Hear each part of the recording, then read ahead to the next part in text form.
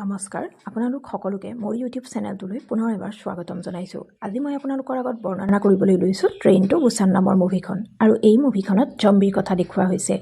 এই জম্বিনো কি বাৰু?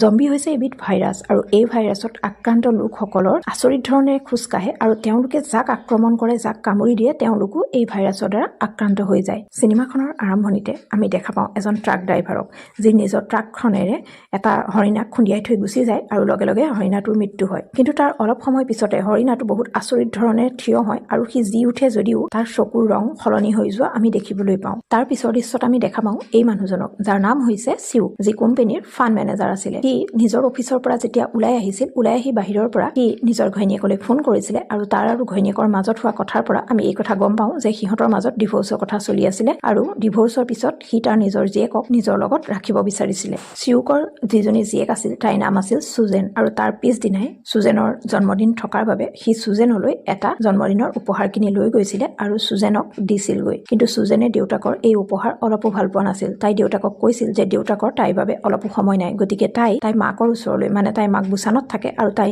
বুসানত থকা নিজৰ মাকৰ ওচৰলৈ গুচি যাব। আৰু যদিহে দেউতাকে তাইক লৈ নাযায় মাকৰ ওচৰলৈ, তেনেহলে তাই অকলেই বুসান যোৱা ট্ৰেইনত উঠি গুচি যাব। নিজৰ জীয়েকৰ এই কথা শুনি চিউকে পিছদিনাখন, মানে সুজেনৰ জন্মদিনৰ দিনাই তাইক লৈ বুসান যোৱা ট্ৰেইনত উঠিছিলগৈ, যাতে তাই নিজৰ মাকৰ ওচৰলৈ লৈ যাব পাৰে। আৰু সেইখন ট্ৰেইনৰে আন এটা কম্পাউণ্ডত আমি দেখা পাইছিলোঁ বেছবলৰ এটা দল আছিলে আৰু সিহঁতৰ মাজত এজনী ছোৱালীও আছিলে, যাৰ নাম আছিল জিনহি। আৰু জিনহিয়ে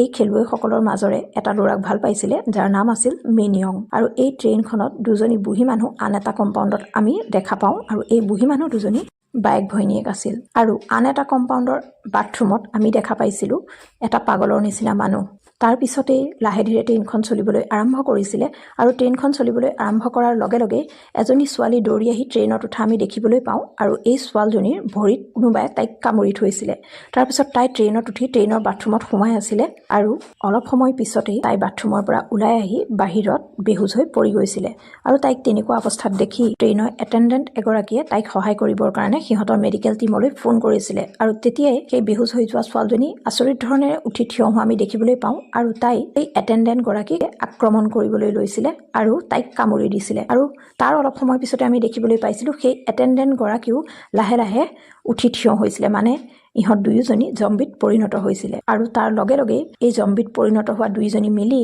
সেই কম্পাউণ্ডতে থকা বেছবলৰ দলটোৰ খেলুৱৈসকলৰ ওপৰত আক্ৰমণ কৰিবলৈ লৈছিলে আৰু তাৰ বহুতকে কামুৰিছিলে। আৰু যিখিনি মানুহক কামুৰিছিলে সেইখিনিও লাহে ধীৰে জম্বিলৈ পৰিণত হৈছিলে। আৰু এইদৰে গোটেই ট্ৰেইনখনত আৰু সেই কম্পাউণ্ডটোত হুলস্থুলৰ সৃষ্টি হৈ পৰিছিলে। আৰু বাচি থকা মানুহখিনিয়ে নিজক বচাবলৈ সেইটো কম্পাউণ্ডৰ পৰা বেলেগ কম্পাউণ্ডলৈ দৌৰিছিল, পলাইছিল। আৰু এইদৰে উত্তপ্ত পৰিস্থিতি এটা ট্ৰেইনৰ সেই কম্পাউণ্ডটোত সৃষ্টি হৈছিল। আনপিনে আমি দেখা পাওঁ সেইখন ট্ৰেইনতে চিউকৰ জীয়েক বাথৰুমলৈ গৈছিল বাবে চিউকো নিজৰ জীয়েকৰ লগত বাথৰুমৰ বাহিৰতে ৰৈ আছিল। আৰু তেতিয়াই সি চেং নামৰ মানুহজনক লগ পাইছিল আৰু এই চেঙৰ ঘৈণীয়েক চাঙকো লগ পাইছিল। আৰু এই চাং, মানে চেঙৰ ঘৈণীয়েক, তাই গৰ্ভৱতী আছিলে। আৰু তেতিয়াই সিহঁতে দেখা পায় যে মানুহবোৰ এটা কম্পাউণ্ডৰ পৰা আন এটা কম্পাউণ্ডলৈ দৌৰিছে। কিন্তু এই উত্তপ্ত পৰিস্থিতি কিয় সৃষ্টি হৈছে এই কথা সিহঁত দুটাই বুজি পোৱা নাছিল যদিও কিবা এটা যে হৈছে এই কথা গম পাইছিলে। আৰু তেতিয়াই মানুহবোৰে দৌৰা দেখি চিউকেও সুজেনক লৈ তাৰ পৰা পলাইছিলে আৰু আন এটা কম্পাউণ্ডত গৈ উপস্থিত হৈছিলগৈ আৰু তাৰ দুৱাৰখন বন্ধ কৰি দিছিল, যাতে জম্বিবোৰ তালৈ আহি সোমাব নোৱাৰে।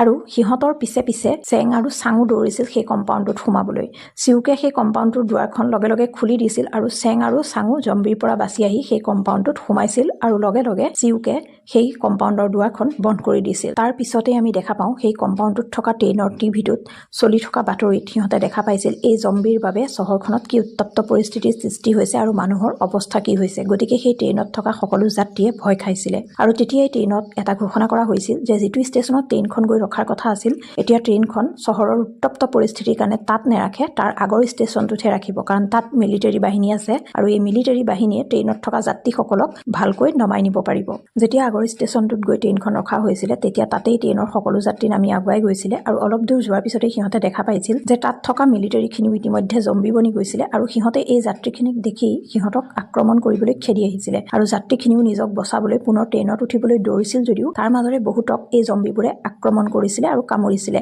চিউকৰ ওপৰতো জম্বিয়ে আক্ৰমণ কৰিবলৈ চেষ্টা কৰিছিল যদিও সি নিজক যেন তেন বচাবলৈ সক্ষম হৈছিলে। আৰু এই জম্বিবোৰে যেতিয়া সুজেনৰ ওপৰত আক্ৰমণ কৰিবলৈ লৈছিল তেতিয়া চেং আৰু তাৰ ঘৈণীয়েকে আহি তাইক বচাইছিলে আৰু চেঙে তাৰ ঘৈণীয়েকৰ লগত তাইক ট্ৰেইনত উঠিবলৈ পঠাই দিছিল আৰু সি নিজে জম্বিবোৰৰ লগত যুঁজিছিলে যাতে ভাল হৈ থকা মানুহখিনি বাছি ট্ৰেইনত গৈ উঠিব পাৰে আৰু সি চিউক আৰু মিনকো জম্বিৰ পৰা বচাইছিলে আৰু সিহঁত তিনিওটাই মিলি জম্বিৰ পৰা বাচিবলৈ ট্ৰেইনত উঠিবলৈ দৌৰিছিলে আৰু সিহঁত দৌৰি গৈ ট্ৰেইনত তিনিওটা এটা কম্পাউণ্ডত উঠিছিলগৈ। এই ট্ৰেইনত উঠিবলৈ জম্বিৰ পৰা পলাই দৌৰোতে সেই বুঢ়ী মানুহ দুজনীও এজনীৰ পৰা আনজনী বেলেগ হৈ গৈছিলে আৰু এজনী জিনহিহঁতৰ লগত বেলেগ এটা কম্পাউণ্ডলৈ গুচি গৈছিলে আৰু আনজনী চাংহঁতৰ লগত বেলেগ এটা কম্পাউণ্ডলৈ গুচি গৈছিলে আৰু জিনহিও মিনৰ পৰা এইদৰে বেলেগ হৈ গৈছিলে আৰু চুজেন চেং সেই বুঢ়ী মানুহজনী আৰু পাগলৰ নিচিনা সেই মানুহটো ইহঁতকেইটা মিলি বেলেগ এটা কম্পাউণ্ডত গৈ উঠিছিলগৈ আৰু এই কম্পাউণ্ডটোত বহুত জম্বি থকাৰ বাবে সিহঁতে নিজক বচাবলৈ সেই কম্পাউণ্ডটোৰ বাথৰুমত সোমাই আছিল আৰু তেতিয়াই ট্ৰেইনখন লাহে লাহে চলিবলৈ আৰম্ভ কৰিছিলে আৰু তেতিয়া চেঙে তাৰ ঘৈণীয়েকলৈ ফোন কৰি সিহঁত ক'ত আছে সুধিছিলে, ভালে আছে নে নাই এইটো সুধিছিলে আৰু তেতিয়া সিহঁতে গম পাইছিলে যে চুজেনহঁত আৰু চাংহঁত ইহঁত 13 নম্বৰ কম্পাউণ্ডৰ বাথৰুমত সোমাই আছে আৰু নিজৰ জীয়েক আৰু ঘৈণীয়েকক বচাবলৈ চিউক আৰু চেং সেই কম্পাউণ্ডলৈ যাবলৈ সাজু হৈছিলে আৰু মিনু সিহঁতৰ লগত যাবলৈ সাজু হৈছিলে আৰু সেই কম্পাউণ্ডলৈ যেতিয়া সিহঁত আগবাঢ়িছিলে তেতিয়া সিহঁতৰ ৰাস্তাত অহা সকলো জম্বিকে সিহঁত তিনিওটাই মাৰি শেষ কৰিছিলে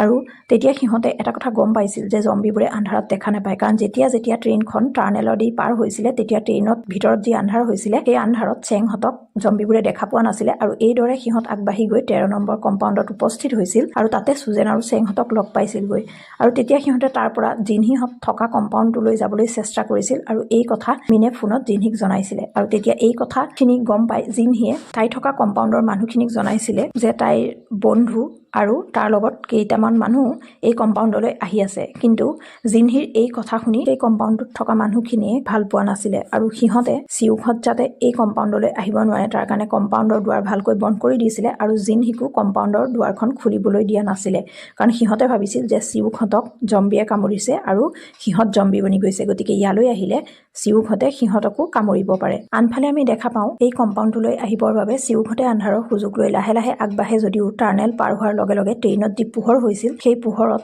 তাত থকা জম্বিবোৰে সিহঁতক দেখি আক্ৰমণ কৰিবলৈ খেদি আহে আৰু তেতিয়াই চিউকহঁতে জিনহি থকা কম্পাউণ্ডৰ ওচৰ পাইগৈ যদিও সেই কম্পাউণ্ডৰ মানুহখিনিয়ে দুৱাৰ খুলি নিদিয়াৰ বাবে এফালে চিউক আৰু চেঙে সিহঁতৰ পিছে পিছে খেদি অহা জম্বিবোৰৰ আক্ৰমণৰ পৰা নিজক বচাবলৈ চেষ্টা কৰি থাকে আৰু আনপিনে মিনে যিখন দৰ্জা জিনহিহঁতৰ কম্পাউণ্ডত আছিল সেই দৰ্জাখন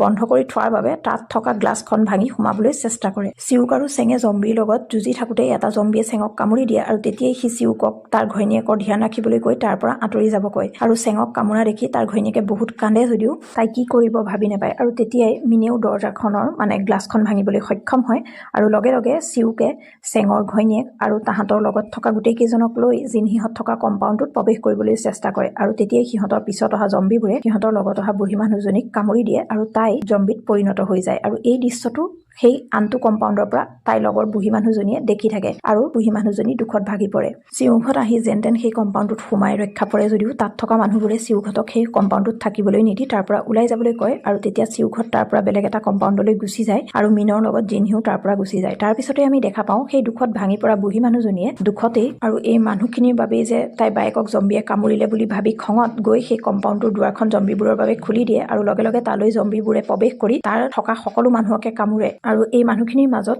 ইয়নচুক আৰু এজন এটেণ্ডেণ্ট বাথৰুমত সোমাই যেনতেন ৰক্ষা পৰে। তাৰ অলপ সময় পিছতে ট্ৰেইনত ড্ৰাইভাৰজনে ঘোষণা কৰে যে আগলৈ ট্ৰেইন লাইন বেয়া হৈ আছে বাবে ট্ৰেইন আৰু আগলৈ যাব নোৱাৰে সেইবাবে সি ষ্টেচনত থকা বেলেগ এখন ট্ৰেইন লৈ বুসান যাবলৈ চেষ্টা কৰিব গতিকে ট্ৰেইনৰ যাত্ৰীসকলে সেই বেলেগ ট্ৰেইনখনলৈ যাবলৈ সি নিৰ্দেশ দিছিলে আৰু এই ঘোষণা শুনি ট্ৰেইনখন ৰখাৰ লগে লগে চিউকহঁত ট্ৰেইনৰ পৰা নামি খোজকাঢ়ি গৈ আছিল যদিও তেতিয়াই জুই লগা ট্ৰেইন এখন আহি আন এখন ৰৈ থকা ট্ৰেইনত খুন্দিয়াই দিয়ে আৰু ইয়াৰ বাবে এটা বিস্ফোৰণ হয় আৰু সেই বিস্ফোৰণতে চিউকহঁত উফৰি গৈ আন এখন জম্বিৰে ভৰ্তি ট্ৰেইনৰ তলত সোমাই যায়গৈ আৰু সেইখিনি সময়তে জিনহি আৰু মিনু চিউকহঁতৰ পৰা বেলেগ হৈ গৈছিলে আৰু সিহঁতে আন এখন চলি যোৱা ট্ৰেইনত উঠিবৰ কাৰণে দৌৰিছিলে আৰু তেতিয়াই আনখন ট্ৰেইনৰ পৰা ইয়নচুকো নামি জম্বিৰ পৰা ৰক্ষা পৰি দৌৰি আহি সেই চলি যোৱা ট্ৰেইনখনত উঠিবলৈ চেষ্টা কৰি থাকোঁতে তাৰ পিছে পিছে অহা জম্বিবোৰে তাক আক্ৰমণ কৰিবলৈ চেষ্টা কৰিছিলে আৰু এই জম্বিবোৰৰ পৰা ইয়নচুকে বাচিবলৈ সি দৌৰি আহোঁতে ৰাস্তাত পোৱা